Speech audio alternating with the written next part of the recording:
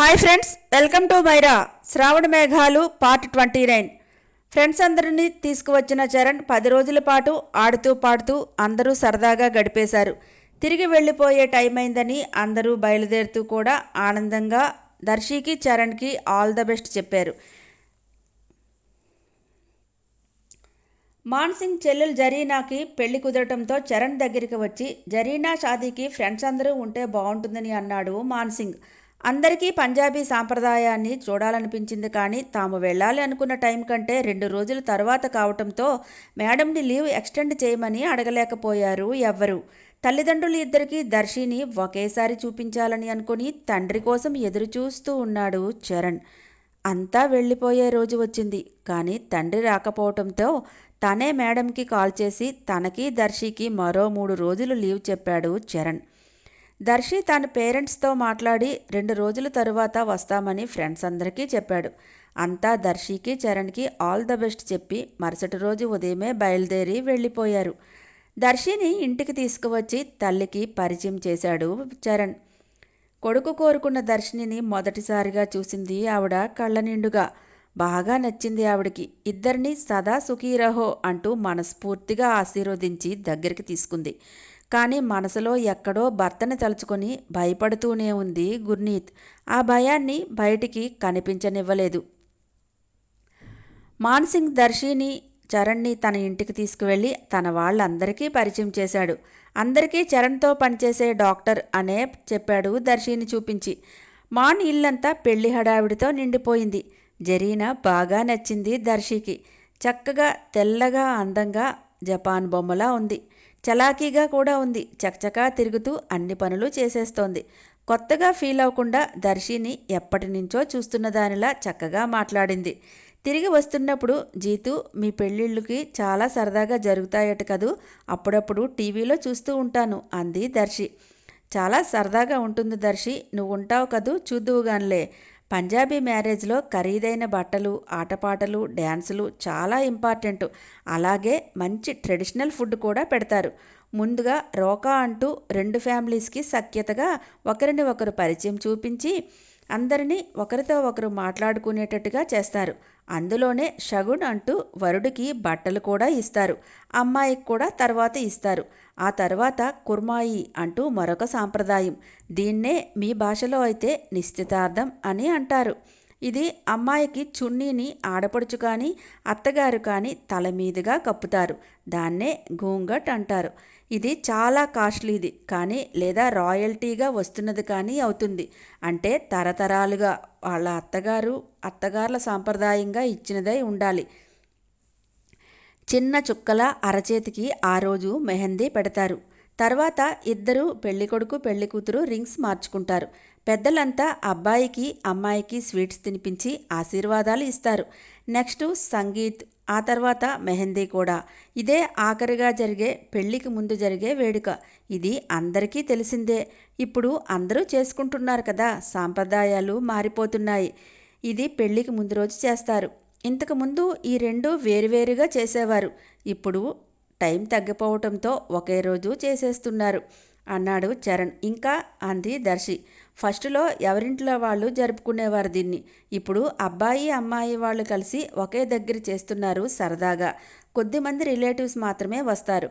అబ్బాయికి కొంచెం తక్కువగా మెహందీ పెడతారు. అమ్మాయికి మాత్రం 2 చేతులు కాళ్లకు మంచి డిజైనర్ని తీసుకువచ్చి మరీ పెడతారు. అబ్బాయి పేరు అరచేతిలో కలిపి రాస్తారు. వచ్చిన వారికి కూడా మెహందీ పెడతారు. అమ్మాయికి ఖరీదైన బట్టలు గాజులు ఇస్తారు. ఎప్పుడూ బయటికి రాని ఆడవాళ్ళు ఇందులో చాలా సరదాగా పార్టిసిపేట్ చేస్తారు దర్శి. మంచి పాటలు డ్యాన్సులు అబ్బాయి వాళ్ళని బాగా టీచ్ చేస్తారు. తర్వాత మిల్ని అంటూ పెద్దవాళ్ళు పూసలదండలు మార్చుకుని ఒకరిని ఒకరు పరిచయం చేసుకుంటారు. వరుని రిలేటివ్స్కి అమ్మాయి వాళ్ళు బట్టలు డబ్బులు గిఫ్ట్గా ఇస్తారు. తర్వాత శుభముహూర్తం చూస్తారు. వధువు తండ్రి వరుడికి రింగ్ పెట్టి పెళ్లికూతురి చేతిని అందిస్తాడు. దీనినే కన్యాదాన్ అంటాం మేము. మెడలో మంగళసూత్రం కట్టేస్తారు. తర్వాత నుదుటిన సింధూరం పెడతారు. ఫేరా అంటూ అగ్ని చుట్టూ 7 టైమ్స్ తిరుగుతారు తెలుసా. తర్వాత లావాన్ అని పిలిచే గురుగ్రంథ్ సాహిబ్ చుట్టూ 4 టైమ్స్ తిరుగుతారు. దీనితో ఆ షాదీని అమ్మాయి అబ్బాయి ఇద్దరూ మనస్ఫూర్తిగా అంగీకరించినట్టు అవుతుంది. అబ్బాయి చెప్పులు అమ్మాయి వాళ్ళు దాచేసి సరదా చేస్తారు. ఇంకా మధ్య మధ్యలో చాలా సరదాలు ఉంటాయిలే, కానీ ఇంపార్టెంట్ అయితే ఇవే దర్శి. చెప్పటం కంటే చూస్తే చాలా బాగుంటుంది, చాలా సరదాగా ఉంటుంది అన్నాడు చరణ్. జీతు, మనం సంగీత్కి వెళదామా? జరీనా సంగీత్కి అంది. నిన్ను ఇక్కడ ఉంచిందే అందుకు. ఆ రోజు చాలా బాగుంటుంది దర్శి, నువ్వే అంటావు చూడు ఆ మాట అన్నాడు చరణ్. అది సరే కానీ మీ ఫాదర్ ఇంకా రాలేదేంటి చరణ్ అని అడిగింది. తప్పక వస్తారు దర్శి, ఎందుకంటే మ్యారేజ్ జరిగిన వాళ్ళ ఇంటికి ఊర్లో ఉన్న పెద్దవాళ్ళని ఇన్వైట్ చేస్తారు. సో జరీనా ఇంటికి రావాలి కదా, అందుకోసమైనా వస్తారు బాబాజీ. ఇంత ఇంట్లో మీ అమ్మగారు దాదీ తప్ప మరెవరూ ఉండరా అంది. ఇంతకుముందు చాచాజీ వాళ్ళు ఉండేవారు, ఆయన ఇప్పుడు దుబాయ్లో ఉంటున్నాడు. చాచీజీ ఇక్కడే ఉంటుంది, ఒక్కర్తే కూతురు రిహానా, చనిపోయిందిలే. అప్పటి నుంచి చాచీజీ గది దాటి బయటికి రాదు, ఆ గదే ఆవిడ ప్రపంచం. ఒకప్పుడు చాలా జోష్గా ఉండేది. చాచాజీ సరిగ్గా పట్టించుకోడు, తనతో తీసుకువెళ్తానన్నా ఆవిడ ఈ ఊరు వదిలి వెళ్ళటానికి ఇష్టపడలేదు. అందుకే ఆయన ఒక్కరే వెళ్ళిపోయాడు. కూతురు ఆయన వల్లే చనిపోయిందని ఆవిడికి కోపం, అతనితో మాట్లాడదు. అతని మొహం చూడడం కూడా ఆవిడికి ఇష్టముండదు. చాచాజీ మొహం మీదే చెప్పింది ఆ మాటని. అయితే నా ఇంట్లో ఉండాల్సిన పని లేదంటూ చాచీని బయటకు గెంటేశాడు చాచాజీ. ఇదంతా నాకు కాస్త బాగానే ఊహ తెలిసినప్పుడే జరిగింది. అమ్మ దాది ఇద్దరూ కలిసి లోపలికి తీసుకువచ్చి చాచాజీని బాగా తిట్టారు. బాబాజీ ఆవిడ వెళ్ళిపోతే ఇంటి పరువు పోతుందని చాచాజీకి సర్ది చెప్పారు. అసలు విషయం నీకు చెప్పలేను దర్శి అని అనుకున్నాడు చరణ్. నీకు పరిచయం చేయలేదు కదా అంటూ చాచీ రూమ్కి తీసుకువెళ్ళాడు. ఇంటికి వెళ్ళాక వీళ్ళు వెళ్ళేసరికి ఆవిడ రిహానా ఫోటో పట్టుకొని ఏడుస్తోంది. వీరిని చూసిన వెంటనే పక్కకు పెట్టేసి కళ్ళు తుడుచుకొని లేచి నించుంది. వెళ్తూనే చరణ్ ఆవిడ కాళ్ళను తాకాడు. జీతే రహో అంటూ దీవించింది. చాచీజీ అంటూ దర్శినిని పరిచయం చేశాడు. నమస్కారం చేసింది దర్శి. దర్శికి ఆవిడని చూస్తుంటే ఒకప్పుడు ఆవిడ చాలా అందగత్తి అని అనిపించింది. మనిషి చాలా సుకుమారంగా ఉంది. కాసేపు కూర్చొని ఇద్దరూ బయటికి వచ్చేశారు. ఎందుకో చరణ్ని దర్శినిని చూసి ఆవిడికి అనుమానం రానే వచ్చింది. చరణ్ కళ్ళల్లో వెలుగు, దర్శిని కళ్ళల్లో సిగ్గు ఏదో విషయం చెప్పకనే చెప్తున్నాయి ఆవిడికి. ఫ్రెండ్స్ అంతా వెళ్ళిపోవటంతో దర్శినిని ఇంటికి తీసుకువచ్చి తన రూమ్ పక్కనే ఉన్న రూమ్లోని ఉంచాడు చరణ్. ఆ రోజు చరణ్ ఫ్రెండ్స్ వెళ్ళిపోయిన తర్వాత దర్శిని తీసుకొచ్చి తన పక్క రూమ్లోనే ఉంచడం చాలా సంతోషంగా అనిపించింది చరణ్కి. ఎప్పటికీ దర్శిని ఇలా తన దగ్గర ఉంచుకుంటే బావుణ్ణు. సిఎంసిలో ఉద్యోగం మానేసి హాయిగా అమ్మ దగ్గరే ఉండిపోవాలంటే చరణ్కి చాలా ఇష్టం. కానీ అలా చేయలేడు, ఎందుకంటే తన ఇష్టాలేవి తండ్రి పట్టించుకోడని చరణ్కి బాగా అర్థమైంది. ఇక ఎక్కువగా ఆలోచించి మనసు పాడు చేసుకోవడం అనవసరమనే అనుకున్నాడు చరణ్. ఆ సాయంత్రమే సంగీత్ కావటంతో రెడీ అవ్వమని దర్శికి చెప్పాడు చరణ్. గుర్నీత్ దర్శిని మాని ఇంటికి తీసుకువెళ్ళటానికి వచ్చింది. మా ఇద్దరం వస్తాం, మీరు వెళ్ళండి అని చరణ్ అంటంతో గుర్నీత్ దాది ఇద్దరూ కలిసి వెళ్ళిపోయారు. సరే అని వెళ్ళిపోతున్న గుర్నీత్నే చూస్తూ ఉండిపోయింది దర్శి. జీతు, ఆంటీ చాలా బాగున్నారు, హెవీ సల్వార్ కమీజ్, మేకప్ అన్నీ సూపర్గా ఉన్నారు అంది. మీ చాచీ వెళ్ళరా అంది దర్శి. చెప్పాను కదా తాను బయటికి రాదని అంటూ ప్యాకెట్ చేతిలో పెట్టాడు చరణ్. ఇదేంటి అని అడిగింది. హెవీ వర్క్ ఉన్న dark maroon gold work lehenga, same blouse, cream and gold work ఉన్న దుపట్టా. చూడగానే చాలా నచ్చింది దర్శికి. ఇవెందుకు చరణ్ అంది. చూసావుగా అమ్మ వాళ్ళు ఎలా తయారయ్యారో. ఎప్పుడూ ఇంట్లో సాదాసీదాగా ఉండే ఆడవాళ్ళైనా ముసలివాళ్ళైనా కూడా మాలాంటి వాళ్ళ ఇళ్లలో మెహందీలు ఇలాంటి షాదీ అది జరుగుతున్నప్పుడు ఇంట్లో అస్సలు ఉండరు. ఆడవాళ్లే అక్కడ ఆడేది పాడేది అంతా ఆడవాళ్లే. చాలా చక్కగా అందంగా రెడీ అవుతారు దర్శి. మరి నువ్వు కూడా అందంగా ఉండొద్దు, వాళ్లతో సమానంగా వెళ్ళి ఈ బట్టలు వేసుకునిరా అన్నాడు. దర్శినే చూస్తున్నాడు చరణ్. చాలా నచ్చుకుందని అర్థమైంది. జీతూ, ఇలాంటివి పెళ్లి కూతురు వేసుకుంటే బాగుంటుంది కానీ నాకెందుకు ఇప్పుడు అంది. సంగీత్కి వెళదాం కదా, చూడు చిన్న పెద్ద ఎంత చక్కగా రెడీ అయి వస్తారో అన్నాడు. మీ అత్తగారు చూడు ఎంత బాగా రెడీ అయ్యారో.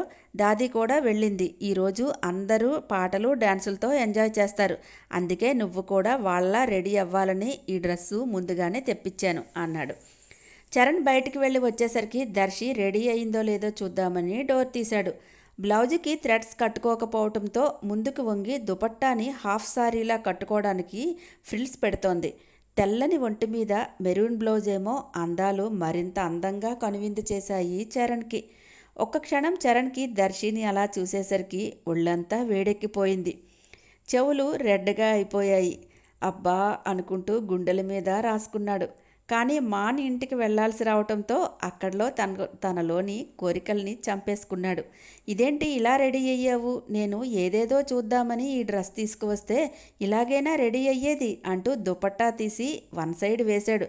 అయ్యో నాకు సిగ్గు, అలా వద్దు, మొత్తం నేను ఇలా ఓణీలానే వేసుకుంటాను అంది దర్శి. అయ్యో రామా, ఇలా ఎవ్వరూ వేసుకోరు తెలుసా, నువ్వాగు నేను చెప్తాను కదా అని దుపట్టాని వన్ సైడ్ వేశాడు. మెడలోని ఆ పక్కనే ఉన్నటువంటి చోకర్ని శ్రద్ధగా తగిలించాడు. కాళ్ళకి గోల్డ్ కలర్ పాంజేబులు వేశాడు. 2 చేతులకి ఫుల్గా బ్యాంగిల్స్ వేశాడు. ఐవరీ బ్యాంగిల్స్ ఏమో బ్రైడ్స్కి వేస్తారు, మనం పెళ్లిలో వేసుకుందుగానిలే. చేతి వేళ్లతో కలుపుకొని రింగ్ చైన్స్ పెట్టాడు. దాన్నే హాత్ఫూల్ అంటారు. నడుం చుట్టూ కమర్ పట్టీని తగిలించాడు. చెవులకు చాందబళీలు కూడా వేసేశాడు. ఇవన్నీ మ్యారేజ్లో వేసుకుంటే బాగుంటుందేమో జీతు అంది అద్దంలో చూసుకుంటూ దర్శి మురిసిపోతూ. రేపటికి వేరే డ్రెస్సు ఆర్నమెంట్స్ ఉన్నాయి, ఈ రోజుకి సింపుల్గా ఇవి చాలు అన్నాడు. ఏంటి ఇవి సింపుల్గా ఉందా, చాలా హెవీగా ఉన్నట్టుంది జీతు. అయినా ఇలా నడుమంతా కనబడుతుంటే నాకు ఏదోలా ఉంది అంది నడుమంతా కవర్ చేసుకోవడానికి ప్రయత్నం చేస్తూ. అయ్యో రామా, ఈ డ్రెస్ని ఇలాగే వేసుకోవాలి. చూసావా, నీతో పాటు నాకు కూడా రామ కృష్ణ అంటూ అనుకుంటున్నాను. నువ్వు మరీ ముసలమ్మలా తయారవుతున్నావు అంటూ చిన్నగా ముట్టికాయ వేశాడు చరణ్. సరే గాని వెనక బ్లౌజ్ అంతా చాలా ఓపెన్గా ఉన్నట్టుంది చరణ్, ప్లీజ్ హెయిర్ అంతా లీవ్ చేసే వదిలే అంది దర్శి. సరే అంటూ బ్లౌజుకి వెనకాతల థ్రెడ్స్ కట్టేసి అందంగా హెయిర్ని లీవ్ చేసి తనతో పాటు తీసుకువచ్చిన డార్క్ మెరూన్ కలర్ గులాబీని చేతికి అందించి చక్కగా చెవి వెనకాతల తనే పెట్టేశాడు. ఇక్కడంతా ఇలాగే వేసుకుంటారు దర్శి, నీకెప్పుడు ఒళ్ళంతా కవర్ అయ్యేలా డ్రెస్ వేసుకోవడం అలవాటు కదా, అందుకే నువ్వు ఫీల్ అవుతున్నావేమో. ఎంత బాగున్నావో తెలుసా, ముద్దు ముద్దుగా అన్నాడు. దర్శిని చూస్తుంటే అచ్చమైన పంజాబీ బ్రైడ్లా ఉంది. పద అంటూ చేయి అందించాడు. కొంచెం షైగా చేతిలో చేయి వేసింది దర్శి. మొదటి అడుగుకే పాంజేబులు గల్లుమంటూ మోగాయి. రోజులా కాక ఎందుకో దర్శికి గుండె జల్లుమంది. ఇద్దరూ మాట్లాడుకుంటూ మాన్సింగ్ ఇంటికి చేరుకున్నారు. హాయ్ ఫ్రెండ్స్, నా ఛానల్ కనుక నచ్చితే లైక్ చేయటం, షేర్ చేయటం మర్చిపోకండి. నెక్స్ట్ అప్డేట్ కోసం ఎదురు చూస్తూ ఉండండి.